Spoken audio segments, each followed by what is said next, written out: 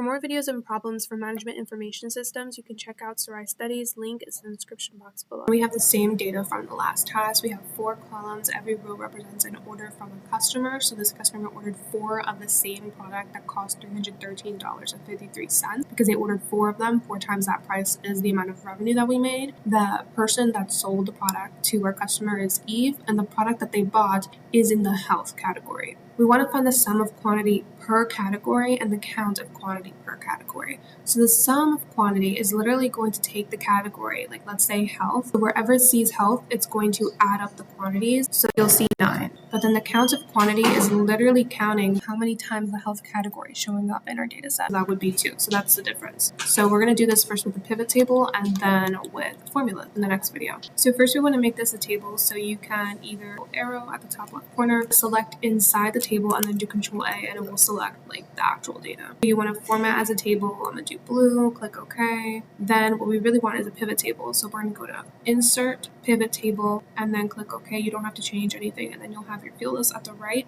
What we want is the categories and the quantities. So product category, quantity. And not only do we want the sum of quantity, look, it already did it for us. We also want the count of quantity. So we would just drag quantity again back into the value. So now we have 2 quantity columns. And if we just double click on this, or you could right click and summarize values by count, or you could just double click here. First of all, rename to count of quantity. And then select count, click OK. And that's it. And if you look at the health category, I was right. In total, there were 9 products ordered from the health category, but there were only 2 customers that ordered from the health category. There's 9 physical products that are from the health category that were ordered, but those 9 products ordered in the health category come from only 2 customers. That's the difference between quantity and count of quantity. And we can visualize this. If we select the data, go to Insert, Recommended Charts, maybe I want to do a pie chart, click OK. This is graphing the sum of quantity. So this is telling me the amount of products sold in each category. And to make things a little bit more clear, we can right click on the pie chart, add data,